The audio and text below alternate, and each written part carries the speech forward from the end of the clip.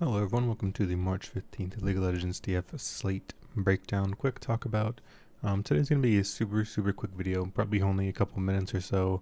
I'm still just super busy with some IRL stuff, so don't have much time to get away and actually record these. It is a little bit more time consuming maybe than I anticipated, so yeah, that's just going to be it. Quickly we can kind of talk about the little 2-gamer. Figured I could try to get at least this out more than a tweet. Because when I first saw these lineups, I expected the odds to be much different than they were. So that's kind of what prompted me to end up talking about this in a video form.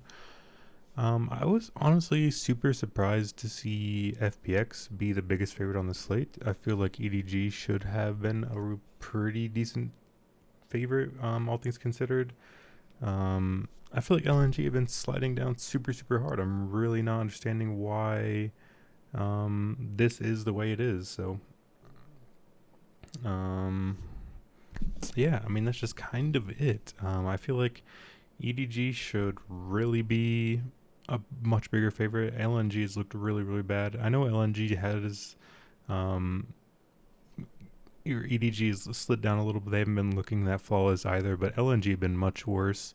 Overall, I feel like EDG is probably still a top 3, top 4 team. I feel like LNG is probably slid down to that like kind of second tier of teams where like JDG, maybe Top Esports, BLG, for example. I feel like they're more in the kind of second tier of teams. If we were just gonna do a quick look at that, I would say teams like V5, RNG, EDG are probably the top 3 teams. Those are probably the like title contenders and favorites, if you will, for winning the league. And I feel like LNG is kind of in that lower tier, or that second tier, with the likes of Weibo, JDG, Top Esports. I would say he's there. Sorry, LNG's like in that, like they're more 4 to 7 than they are 1 to 3, and I think EDG's probably number 2 or number 3. I don't know. This just feels weird. I feel like we have not seen much from LNG as of late.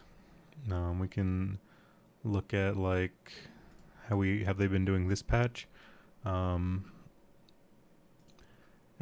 we have like a slight win over LGD, a loss to JDG, a slight win over TT, loss to TES. Like, what? I just don't understand what they've proven or what they've shown to kind of garner any respect here, really. Like, that's just kind of what's confusing about this to me.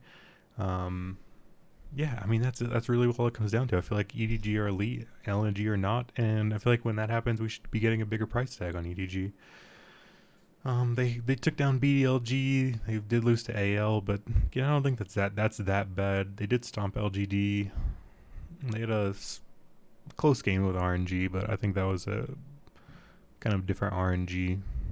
That was when RNG are kind of starting to hit their stride a little. So yeah, I think I'm not sure why this line is this close. I honestly feel like EDG should be like in the minus 200s. A line that makes sense to me is EDG minus 220, minus 210, and we're getting a minus 165. I think this is a fair price for EDG in this one. Again, I'm not advocating for betting EDG money line or anything. I feel like there's virtually like no value in betting LPL favorites like this, even though I do think the line doesn't make sense that much. Maybe they're like parlayable or something if you want to get like a MMA fight or something else. Like if there's another bet that you have that seems good and you can get EDG and something else to like a little bit plus money, maybe. I don't know. That's still a little bit of a stretch. I just kind of don't see this line here really. I just feel like EDG should be much bigger of a favorite. They're a much better team. No lineup weirdness at all. It's still just Flandre, JJ Scout, Viper, Mako. Again, I guess we are moving. I believe the LPL is moving to online matches again, just because of the COVID stuff happening, and yeah, they just want to try to maintain a little bit more fair play stuff. So I respect them for that. I think that's a good decision, and I'm pretty happy with their ability to do that. I don't think that changes anything. we never really saw much happen last year when most of the games were online.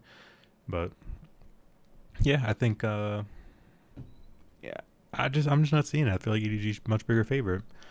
FPX IG. This is going to be actually a super interesting and fun game. They are kind of lower level teams, um, but they're fighting for a playoff spot here. They're both around the um, contention area. I believe there's 6 teams that are still live all the way from 8th to 13th, and they're fighting for 3 playoff spots in the 8 to 10 range. So I think these are going to be some interesting and fun games between these teams. I believe IG have to win this to stay alive in the playoff hunt. I believe they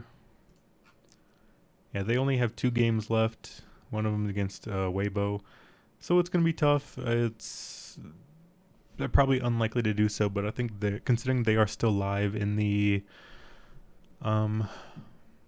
market to get to the playoffs, so I think this is a decent spot for them. We saw IG get the upset over Top Esports on the 13th.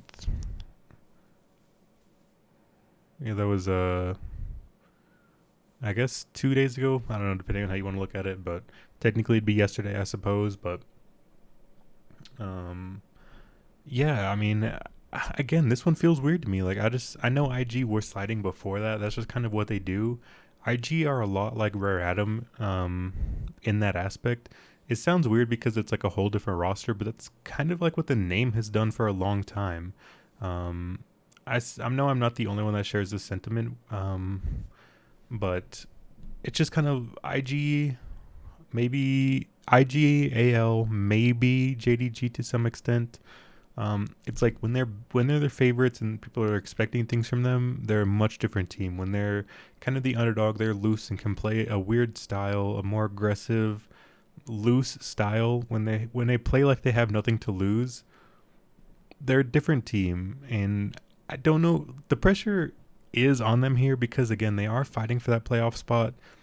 But I think this is a little bit different of a situation. It still feels like they're a little bit of the underdog, and when they do kind of have that chip on their shoulder, I think it's a different team.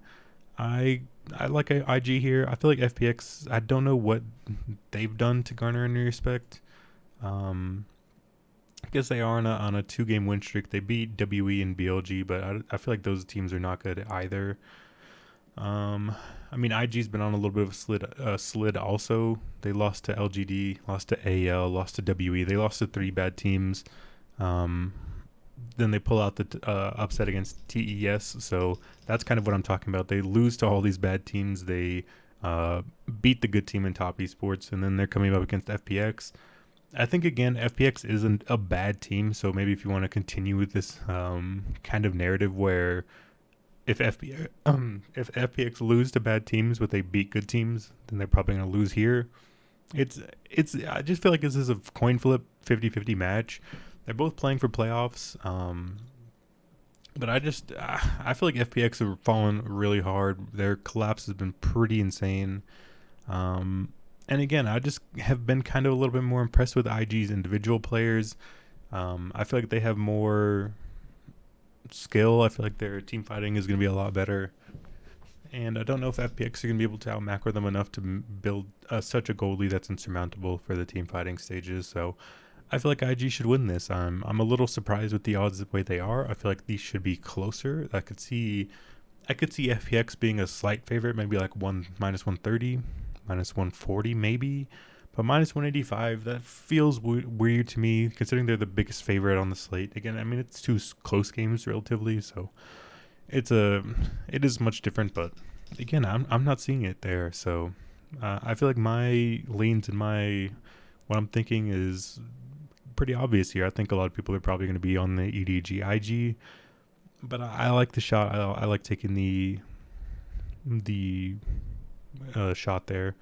2 close games, maybe some people will go with the FPX LNG route. It'll probably be unlikely. I think a lot of people will think the same way as I am, but I'm fine eating that and building a unique way.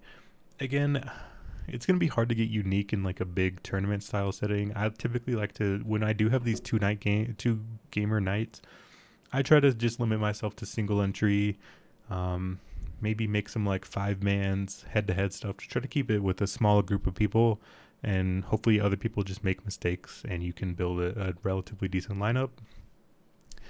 Looking at what to expect in terms of bloodiness, we'll look at the teams. So we have Invictus Gaming, LGD, or sorry, not LGD, LNG,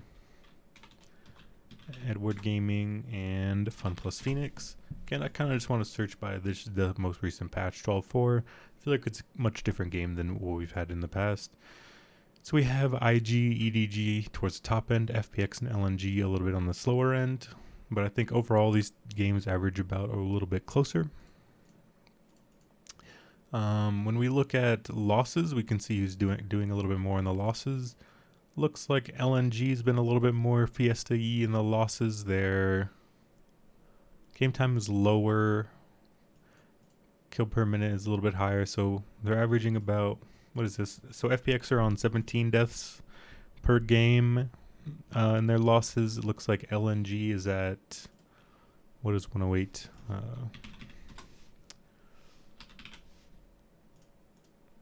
So 18 deaths per loss there for LNG. In wins for IG and EDG. So IG's at 80 and 4, so we know that's 20. And then EDG's at 119 and 6, so we know that's going to be like a little bit less than 20 because 120 would be 20. So both of these games are pretty close when it comes to the score. I think a little bit of a separator here for me is going to be the third game, because I kind of anticipate an EDG 2-0. I feel like this LNG squad has been super disappointing. I feel like this is going to be a pretty big disappointment spot here for them as well. I don't know, maybe I could be wrong, but I just feel like EDG are the much better team. They should get the 2-0 here, and I feel like that's going to bolster their scores a little bit more. It just feels a little gross to kind of eat that chalk there with EDG. Maybe there's a case we do see sometimes that the three gamers can go both ways. I think this actually is a decent spot for an FPX IG game stack. Although the games, again, like we talked about, are relatively even in terms of both like pace and like kills per win, deaths per loss, all that kind of stuff. I feel like having that third game can open up a good amount of options when you are looking for something like game stacking here. That could be a decent, unique way to get there, but I don't see. I don't know. It's just a tough build to make it work, and especially if you're like me and you don't want to build too many lineups. I think if you're maybe like max entering or something weird, then you could get to some game stacks. I'd imagine you're probably doing that anyway if you're building a ton of lineups. But yeah, I think that FPX IG game can definitely go 3, but I like the IG side of it. I think they're a little disrespected here. I think FPX are a little too overvalued here. I like EDG a good bit. I like LNG a good bit. I guess quickly, one more thing for construction is we do see that both of these games are very similar in terms of expected kills, where I believe the kills per win were like around 20 on both sides. The deaths per loss, I believe, were 17 and 18. So we're looking at very, very similar numbers, definitely within a margin where it's close enough to call it a coin flip. And in that scenario, I think getting a little bit weird with your stacks can get you somewhat unique in a two gamer setting. I'd imagine a lot of people will either go with like double ADs or double mids. I think those definitely are the most optimal options if you are looking for something like head-to-head, small cash games, that kind of stuff. But I think if you do something like having your captain be a part of your 2-man stack and then having your 4-man stack just all in their regular positions, that definitely makes sense. You could do a 3-3 where you just have 3 players from the different teams. That can open you up to a different like team slot thing. So there's definitely avenues you can take to be a little bit unique here, but we'll talk about that when we talk about these players. So LPL players, 12-4. The teams I'm liking again are, not Billy. It'll be Invictus Gaming and Edward Gaming. I believe we should have 2 Yeah, we all have two different mid laners here and two different top laners, but we can fortunately sort them out by putting minimum game played for 6. We do have Uakai in for mid on IG. I I like Uakai a little bit more. I was expecting Mole to be better, but he just just didn't bring it like how I anticipated. So I think they've just looked better with Uakai. For EDG, it is Flandre again back in the top lane. So we're fortunate to be able to have that filter to get all of our pieces to where we want them. So we look and we I guess we could look at this and then switch it up if we need to. We have Viper, Lucas, Scout, Uakai. So out of those top 5 players, we do have double mids between Scout and Uakai. Looks like Wink is a little bit down there in terms of the kill participation. Mako is there as well. It seems a little odd. So then, of course, our top laners are towards the bottom. Looks like Flandre is edging out Zika a little. Let's look at just victories and see how that shakes out. Oh, IG have not won. Wow. Oh, I have the filters on 6. That's interesting. A little bit of a smart moment there. Looks like in wins not much has changed. It's still Lucas, Viper, Scout, Uakai, JJ. Looks like Mako rises a little bit, but Wink is still falling far down there. Flandre and Zika are very close. Looks like Zika has a little bit more kill share. Something to note. Junglers are doing decent. Looks like maybe that double mid is probably the way to go. Looks like Scout and Uakai both having great numbers in all results and in just wins. So that's a way you can approach it. I don't know. Maybe that's something I'll do. When we do look at the slate as a whole, I mean, again, like I said, you can just tweak a little stuff from your lineups and get a unique build. That is how I almost won the 10K, but didn't. Is I had a V5. I don't remember what slate it was or when it was, but it was a V5 in somebody's stack, and I had Photic and maybe it was just Photic and Rookie. I believe I had a V5 2-man stack, but I had Photic and Captain, and that ended up being the optimal lineup. The only difference was I did not one off my team slot, so I ended up losing the slate. Still kills me inside a little to not have that. I've been team slot one offing for a long time, and then the one time I don't do it, it cost me a first place tie. So that's a tough beat there. But yeah, moving on, looking ahead. I think those are definitely options. I think you don't have to get too crazy. I would recommend maybe going down to double top laners. Double junglers can be fine because they do typically be a big part of victories, although kind of depends on what champions and stuff they're playing. But I mean, the junglers are at 62 and 67%. I mean, that's within a margin there, but again, that's a pretty risky strategies. I'd imagine people will be doing that anyway, but yeah, I think that's going to be it for me today. I think we kind of talked about everything we needed to. I'm not sure about video tomorrow. Looks like we only have a 1 gamer in the LC or in the LPL. So I think the LCK does return tomorrow. So maybe we'll have a 3 gamer. I think the 3 gamers can be pretty interesting. Yeah, we have Nongshim, KT, Genji, Bro. Those are not good games. So I'm going to be honest, probably no video tomorrow. I'm probably just not even going to play that slate if there's a... actually, who am I kidding? There's AL's playing tomorrow, so I'll be playing AL. You know me, but... yeah, that'll be it for me today. I'm a little excited for this one. Probably going to do like a normal amount of entries. I have pretty good feelings, or pretty strong feelings about EDG and IG. I feel like EDG is a little disrespected. I feel like they're better than LNG, and I feel like this IG FPX game is just closer than the lines are showing. So that's gonna be me. That's gonna be my thoughts. It's gonna be how I'm looking for tonight. If you guys are following, then good luck. If you're not, good luck either way. I just think you can get a little creative. You don't have to go too crazy, and you just try to get a little unique. Hopefully, enough to win whatever you're looking into. I again recommend the smaller stuff, single entry.